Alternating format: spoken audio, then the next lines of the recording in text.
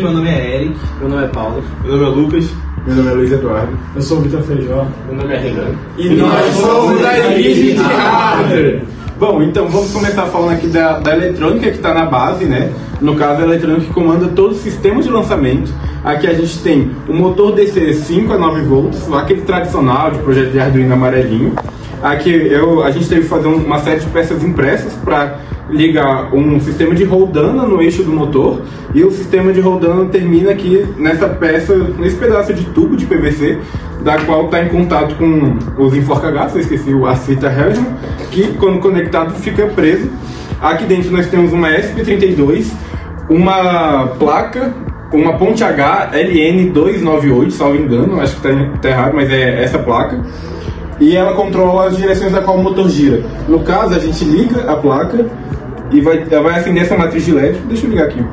A matriz de LED começa a contar, esse daqui vai até 0, aí aparece um chapeuzinho indicando que foi lançado. Aqui dentro tem uma power bank que controla a ESP e a placa do motor. Basicamente é isso. Ele aciona 2 segundos para uma direção da qual é possível puxar e o foguete é liberado. Novamente ele aciona 2 segundos, só que na direção contrária, para afrouxar a corda e, se possível, conectá-la novamente. Agora o Feijão vai falar da eletrônica da qual está embarcada no foguete em si. Bom, para a gente começar, a gente fez um dispositivo aqui que utiliza uma ESP32. Essa ESP32 se comunica por I2C junto com um sensor MPU 6050, e junto eles fazem as leituras que a gente precisa durante o movimento, de aceleração e giro, e também a timestamp de cada uma das leituras realizadas.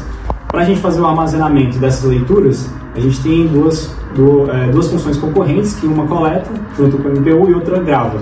Essa gravação é realizada concorrentemente e aqui no SD. E a gente tem um protocolo SPI. E aí, basicamente, a gente colocou duas baterias aqui, que eu vou deixar melhor o Lucas explicar sobre a parte de energia. Perfeito.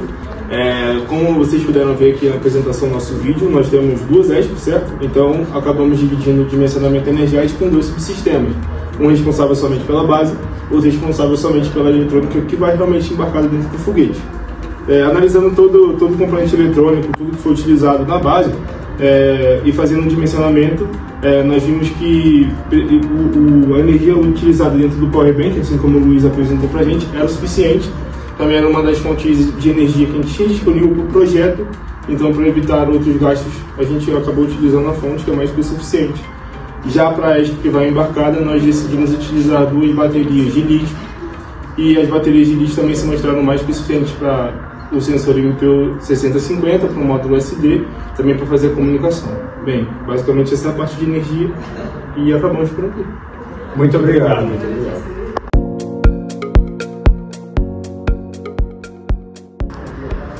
Nós somos a equipe de estruturas e vamos falar sobre o nosso projeto. Eu sou o Kaed e eu vou falar sobre a questão da base. A parte principal da base foi feita em canos PVC de 20 mm, e para ligar todos eles nós usamos uma cola própria de PVC. Ela foi ligada a um suporte de compensado que foi pintado para diminuir os efeitos da umidade da água nos lançamentos e evitar que ele inchasse. Depois nós usamos aqui um manômetro, certo? Para medir a pressão aplicada na base.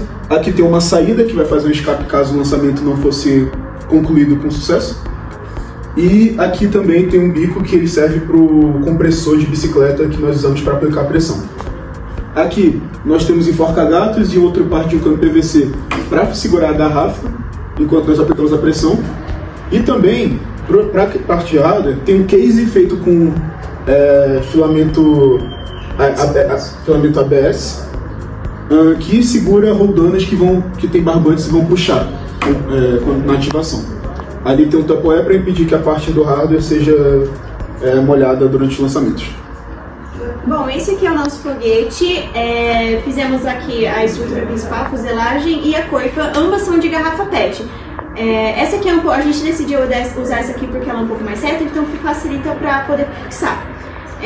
Aqui é onde vai encaixado.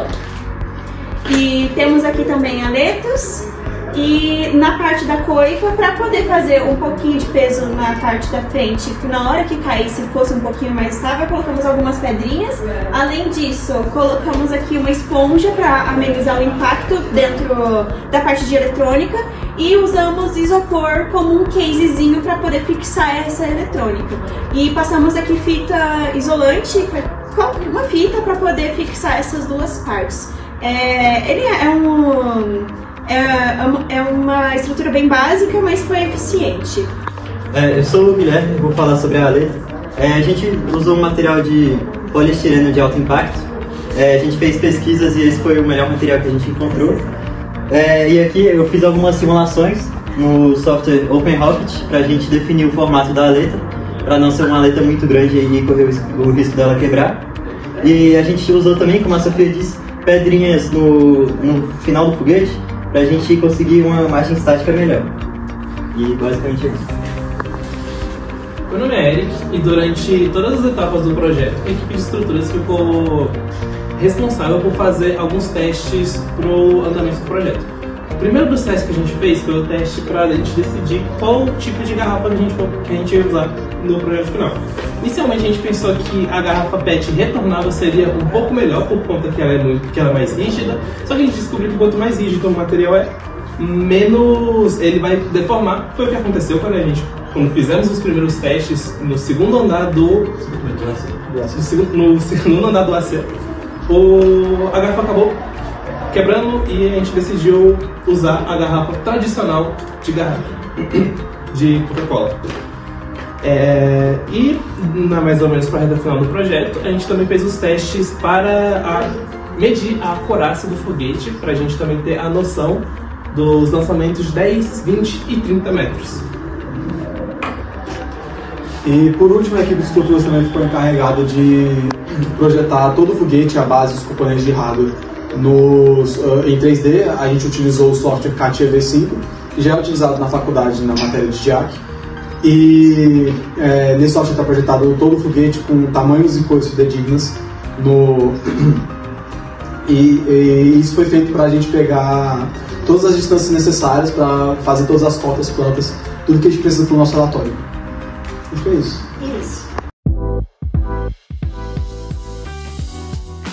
Então agora para falar um pouco sobre o que a equipe de software produziu. Bom, vamos começar com algumas decisões que a gente teve que tomar.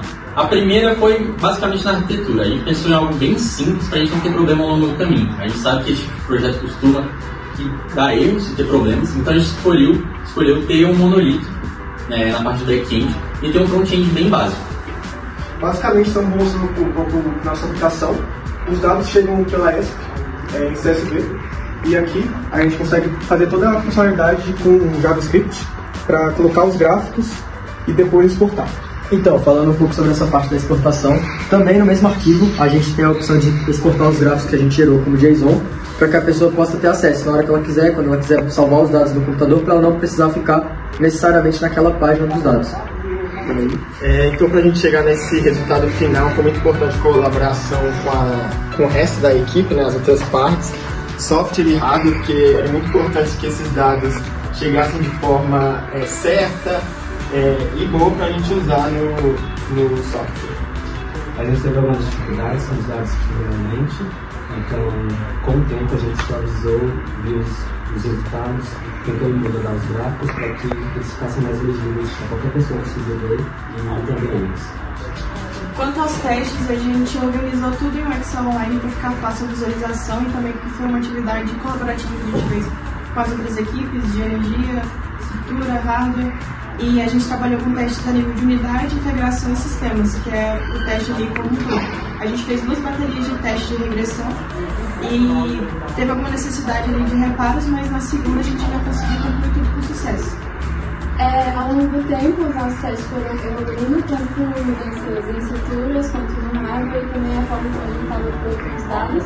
Mas no fim a gente conseguiu passar em todos os testes e o projeto deu certo. Bom, nossos dados ficaram modelados em JSON.